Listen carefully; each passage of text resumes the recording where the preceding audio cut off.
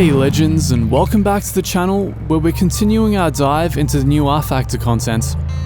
Last time we took a look at the updated Silverstone and were pleasantly surprised. Today we take a look at the GTE balance of performance tweaks as tested on the brand new free Portland International track. As mentioned last time, a previous balance of performance update for the GTEs essentially broke the viability of the class for about a year, so this new update is very welcome. Along with each car's performance profile being tweaked, we now have new default setups for each car, so for this setup we'll strictly be using those as they come out of the box. I'm sure that'll be comforting to those of you with an allergy towards car setups. I won't waffle on too much here as getting through each car will take enough time. Just be sure to hit that sub to stay up to date with all future sim racing news and review content, and let's get into it. Okay, welcome to Portland International Raceway in the mighty Ferrari 488 GTE. So, we're going to try out this free new content, the track, not the car mind you, and already 397 are flexing on us. It's like, look, we modeled everything, not just the track, but we've got the tents, we've got the pits.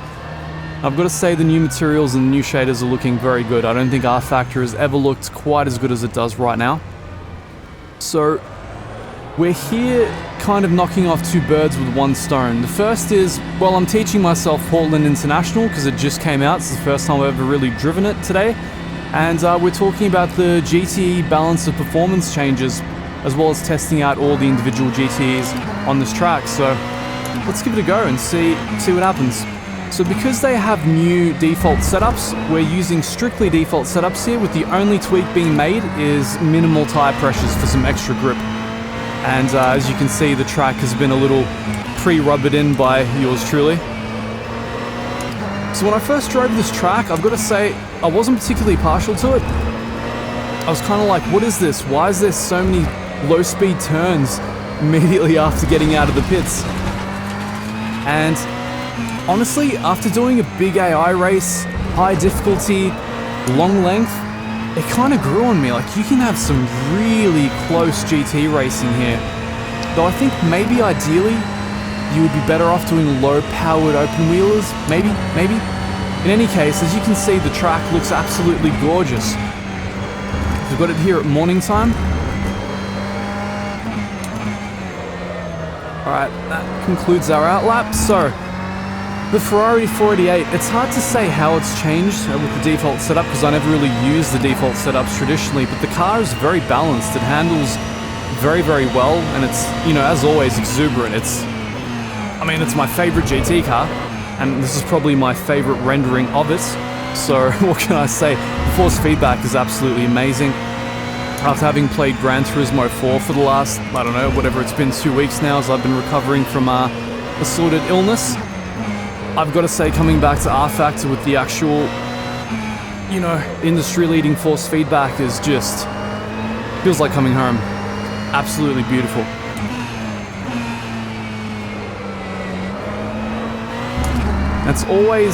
You're always kind of on the limit on this track, and it's so fun to just play with the car, because you're constantly getting rotation, you're constantly counter-steering. Obviously the GTE's having fairly low assist in the grand scheme of things.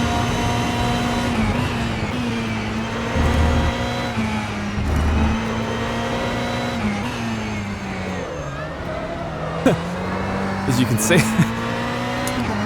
I don't want to get too carried away because I'll be here lapping for hours and you guys will have to listen to me drone on. The main thing here is to kind of compare all the cars, see how they drive in relation to each other. So we'll do one more lap as I warm up.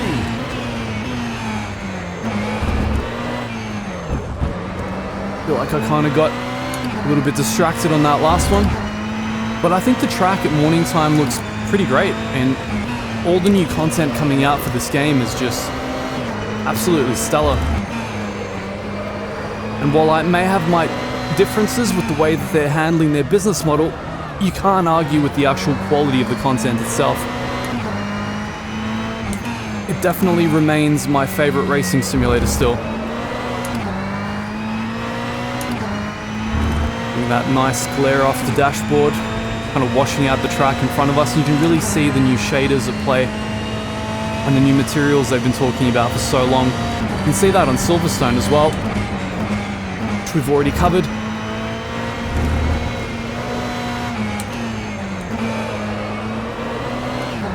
Absolutely amazing. The car's constantly feathered on the limit there. Anyway, that's the Ferrari 488 at Portland. Feels great. The default setup is, for once, actually quite usable. 110.94. It's quite dancey, quite ballerina-like, and that's what we love about this car. Looks and sounds absolutely gorgeous, as does the track. So let's try one of the other cars. So we've quickly ducked out and stolen a Porsche 911 RSR GTE prior to the Ferrari's release. Ooh, that was actually my favorite GTE car in the game, so it feels really good to revisit it for the first time in what feels like absolute ages. So I'm curious how this handles the new Portland track. I've never actually driven this car on this track. This is the very first time ever, so you may see me gloriously bin it. If I can get some turning circle isn't as good as the Ferraris. If I can get some heat into the brakes so I don't bin it on the first corner on the outlap. But this car sounds absolutely stellar. It was probably the best sounding car in the game up until a point. Oh, and it's still got it roaring like a maniac. Oh, I love this thing. Once again, default setup. Steering less sensitive than the Ferrari. It's actually a little tricky for me to get used to, but hopefully the outlap will sort that out. Okay. I gotta say, I love these GTEs. They're so spirited. And one thing I'm hoping that... Alright, car's a little bit floppy, I've gotta say. So we probably need some post-setup work.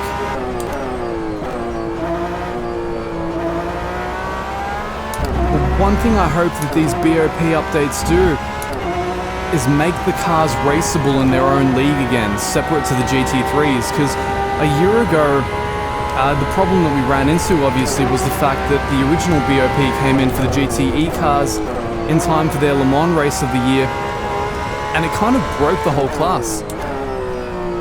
And it just, you know, we didn't really get the fix right up until now, a year later. That was probably one of the most requested things on the rFactor forum over the last year, and it's kind of strange that it's taken this long, but I'm glad they've finally gotten around to it. I'll say this car sounds a little different to what I remember. I don't know if they've done a kind of sound update at some point down the track. Oh man, it is, it's very, very rear-engined.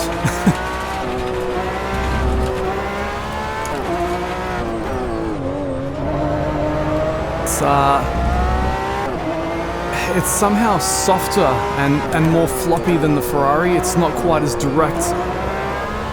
Definitely needs some setup work. Kind of just lacks pointedness, I think. It lacks poise. It's a little bit bouncy. With that bouncy castle road vibe going on. It's not what you want in a GTE. The gearing is of course different to the Ferrari. I'm trying to work that out as I go. Alright, it's definitely, I think, better on that section, somehow more stable, but I think we're also getting some heat into the tyres, which is helping. Alright, so let's try this as a proper lap and see what it's capable of.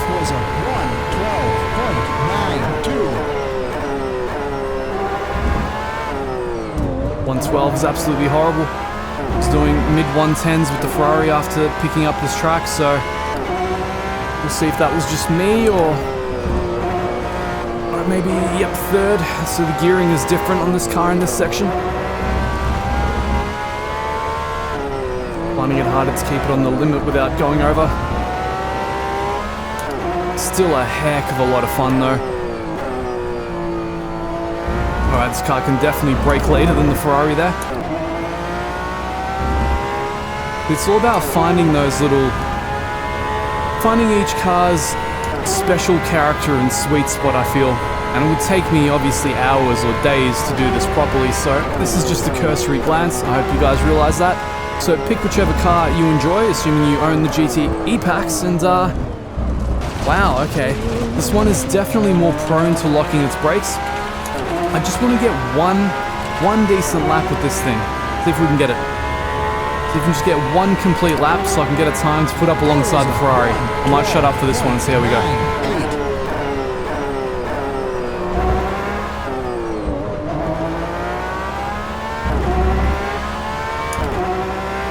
Probably should have set the steering to be a little more sensitive. Oh my god. The brakes. It rotates on the braking quite heavily compared to the Ferrari. I think I'm going to struggle to complete that lap in the fashion that I want. Let's see if I can get the brake bias slightly forward to 56.44. If that'll help us at all. Rears are probably on fire right now due to all that spinning. It's pretty good at low speed under power. I guess it's that Porsche rear engine thing. It has stability under acceleration, but it's when the load is on the front wheels when things are really, really scary. And obviously, this is the best handling Porsche under such circumstances too.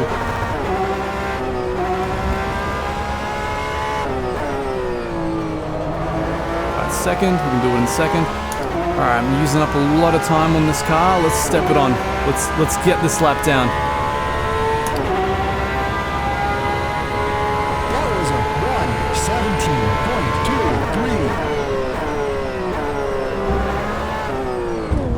No rotation, come on. No spinnerino.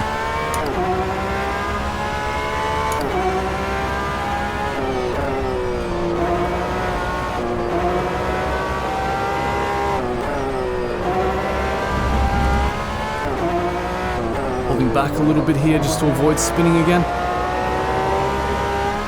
Car is great under power. It's while it's decelerating that you gotta worry. Feels so good on those little hairpin-esque sections. An interesting course, I've got to say, Portland. It's like I don't know, it's almost like you would use it for production cars or something. It doesn't quite have the space for you to flex something truly powerful here.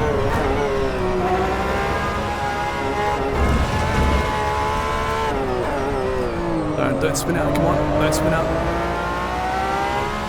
Not exactly the lap of the gods, but I think it'll do. I'm curious where it stands up. I'm going to guess a second slower than Ferrari. That lap was a 1:11.36. Yep, as expected, about a second slower than the Ferrari, and it feels it as you're driving this car. It needs a bit of setup work. The default isn't exactly there. It needs to rotate less when it's on the brakes, and it needs to be less soft. So, easy setup tweaks anyway, if you've followed some of our prior videos, and of course in time we will have a full setup guide for you guys. So anyway, without further ado, let's move on to the rest of the cars because this is far from it. Now we've exchanged our Porsche for a Corvette C7R. So this is possibly the very first time I'm driving this car, period, not even just on this track. Oof. Ooh, it has some vibe. And I've stalled it. Have I? No? Alright, cool. No worries. Boy, did I pick the right time to learn this. So I've got to say, its sister car, the Callaway Corvette GT3, is probably one of my favorite cars to just drive in this game. It's by no means the quickest. In fact, it's not even close to being the quickest. Man, does that sound good. I've heard a few of these in person. The game actually kind of nails the engine note of this car almost perfectly. I'm still hoping that we get the C8 in Australia. Had my eyes fixed firmly on it. Ever since, oh my god, the sound of that V8. Oh, what a car, those mechanical transmission noises. Oh man, alright, the rotation. I can see that this is going to be an interactive experience for me. Let's just focus on getting the tyres and brakes up to temp, and we'll see about going on from there. So I think I can do this in third in this car, yep. Not quite as in between gears as the Ferrari was here. Though strangely, the Ferrari is still the quickest. This car kind of soft and couchy like the Porsche was.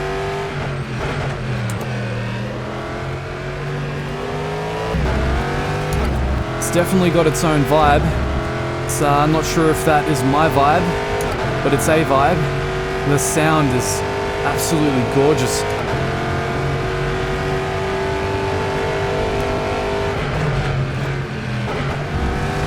As always, you always wonder about the gearing. Cars are all very different to each other. This one's definitely too soft. We're gonna go at it. It's going to be our timed pace lap. If we manage to not bin the car, be absolutely thrilled. It feels kind of slow, but that could just be that Chevrolet comfort effect. That's definitely a dangerous one. It likes to rotate in first gear at low speed. Oh, it likes to rotate at any speed, it seems. Oh my god, it loves to rotate under braking. Alright. Yep. This is quite the experience. I'm gonna put this in the needs further tweaking category. So, as the other cars, default setup are minimal tire pressures, but a little too much rotation on the braking for my liking.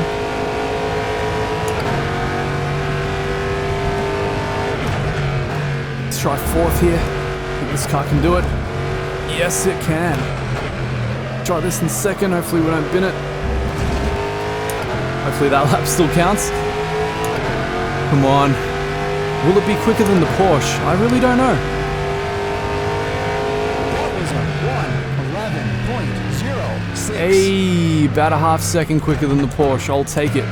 So, I'm not sure if the Ferrari is still OP, whether its default setup is just better. It definitely drove better than these two other cars, but it felt a little more pointed and, you know, direct, a little more racy. But it'd be interesting to kind of spend some time with these updates over the next couple of days and see what I can really extract out of all the cars. If that's something you guys are interested in, let me know. I don't know how I'd really package it into a video. Maybe just kind of do the best setup I can for each car and do a couple of hot laps around Sebring or something. Something fun like that. Anyway, let's move on to the next car. Now we're in the mighty BMW M8 GTE. It's fair to say that this was probably everybody's de facto favorite GTE car because it took the least amount of work to get the quickest lap times, and that's certainly something I noticed back when I was learning Sebring with it. And one thing I've got to say is, having taken a quick cursory look through the default setups of all these GTEs, is it normal to have the camber only hovering around about 2 degrees-ish? I mean, that's what I run on my road car. I always assumed the GT3s and GTEs would be running closer to like mid-3s, 4s, up to 4s even. So it's a bit strange to see camber this low. What say you guys? I'm no expert, certainly. I've never tuned a real-life GTE or GT3 car. It's just not commensurate with what I'm, I guess, expecting. I would have thought they'd run more aggressive negative camber than that, but anyhow, let's see how the Old Faithful goes here. But all those same guttural roars I remember. Seems quite planted and balanced at low speed. More balanced under braking than the other two. Could be that front engine effect. Then again, the Chevrolet had that. Didn't help it very much. But definitely one of the more balanced cars out of the box. Almost a little understeery under braking, actually. Probably not going to expect the same kind of nimbleness out of this that I got out of the Ferrari, but maybe 2-3 laps, 2-3 pace laps, and see what we can get out of it. Hopefully we can get in the same ballpark. Maybe fourth. Yep, completely different gearing yet again. We'll do second here on this final hairpin. Alright, let's see if we can get a pace lap out of this again. First time driving this car in many months. First time driving it on this track, so anything's possible. Very likely a binning. The binning is the most possible. Alright, does not like first gear. This car wants to do that in second. It's very abrasive sounding transmission. On the power as early as I can, while still rotating. Need to avoid first gear in this car, it's too short. Possibly even too short for this. Let's see how we go. Oh, it's kind of in between gears for that one. May have to go down to first. Hard to say. That's what lap 3 is for, right? I've got to say, on the whole, it feels more planted, more well-tuned than the Porsche and the Corvette. I'm enjoying it a bit more. A bit more pointed and direct. Could probably stand with being a little more direct. Also, it's a little understeery under braking. Just fucking adjust that, just brake bias quickly, a little bit to the rear. Just a tiny bit to the rear. Watch as I spin. 11.34. I just avoid first gear there. Some rotation. Probably losing a bit of time because of the lack of rotation coming out of the chicane.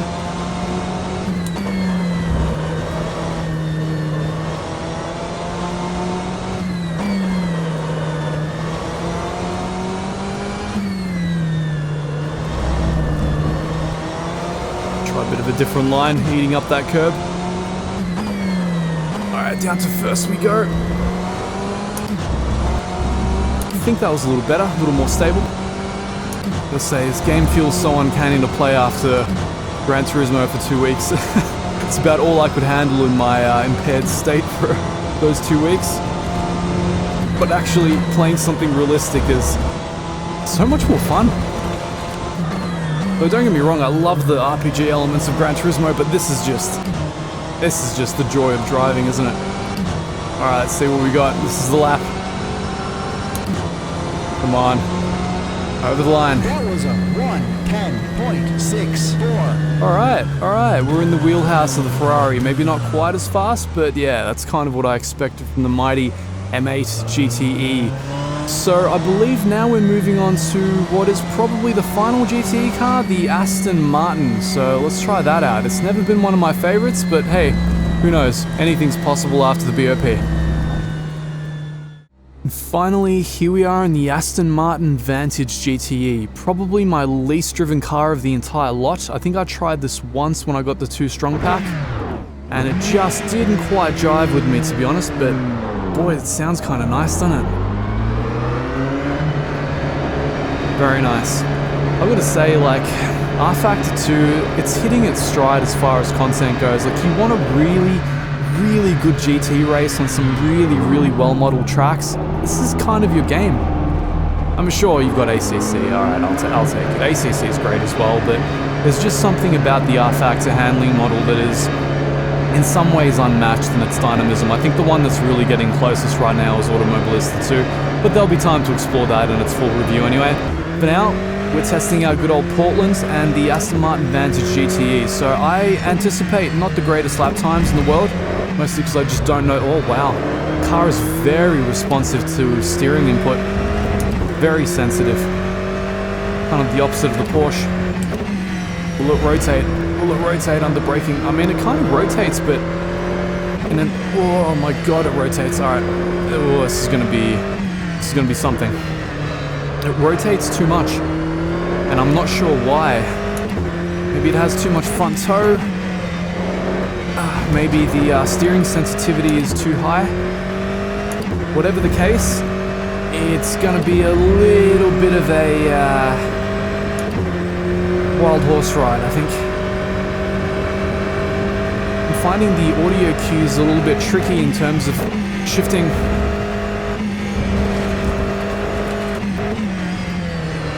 Oh, don't spin there. Oh my god, okay, it's like over and under. It's reminding me of the reasons that I don't drive this car very much. Saving the best for last, right? Alright, let's see how we go. Alright, brakes about as good as the other cars. So much rotation, I have to kind of average out my movements to make sure I don't put it into a spin.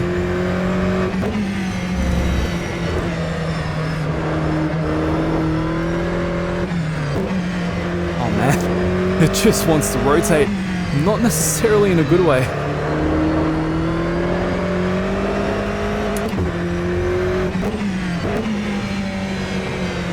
But you know what, in terms of default setups, by rFactor standards, we've certainly had a lot worse. It's drivable, I'll say that. Definitely needs work, but it is drivable. A lot of the other ones, the old defaults were not even that, so... Especially the Porsche Cup car, if any of you bought that, you'd know exactly what I'm talking about. That was quite the ordeal. I mean, that car's kind of the ordeal anyway. Bad setup or no. Alright, we'll try one more lap after this and see where it places. My guess is it's going to be one of the slower cars. Maybe 111, 112. That was a 1:10.62. What? What? What? What? That was not a lap of the quality of the front. What? Are you telling me this is the No. No. No. Don't tell me that, game. I want to drive this car. Why would you make this the fastest? Alright, let's get an actual lap in there and see how we go. Oh my god, so much rotation.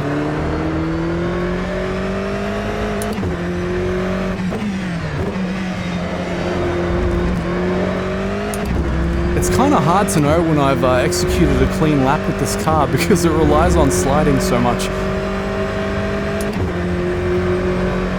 Once again, I'm unsure how proportionate this is to real-life GTE car handling, but here we are. Nice healthy dose of dirt on the outside there. Come on, turn in, turn in. Ah. Well, that's not going to help. That was a 1:10.37. Oh man, no. No. Why would the worst handling car have to be the come on, guys. Why do you do this to me? Anyway, unless I've forgotten something, I think that handles just about all the GTEs, or at the very least it handles all the important GTEs. So, yeah, that's really fun. I'm really glad they went through and did that balance of performance update. What I might do in the future is try and find a way to put the GTEs alongside the GT3s, maybe do a mixed grid race, and see whether the BOP has actually put the GTEs back into their own racing class. I think that's the kind of thing that most of you guys want to know, and certainly something I'm interested in as well. Got to find the right circumstances to test that under. For the time being, what I may actually do is a full field race here on Portland, mixed grid of GTEs, because I did try that earlier and it looked absolutely stunning. The new lighting effects on the cars were fantastic, especially compared to what I'm used to from rFactor in the past. I think you guys are really going to be interested in seeing that in action. Might do a quick sort of day-night cycle thing so we can see how the lighting effects all pan out and everything. And then of course there's the big Automobilista 2 full release review just around the corner. So be sure to smash that subscribe to stay up to date with future sim racing news and reviews. Make sure to join us for that future content as we further explore what the rFactor devs have given us here. A bit more stuff on Portland, and I'd like to explore Silverstone a little bit more going into the future and kind of see where they end up with Zandvoort as well. There's so many things in development in the rFactor sphere, and as a devotee to that game, I'm super stoked. And yeah, I hope to see you guys in the next one.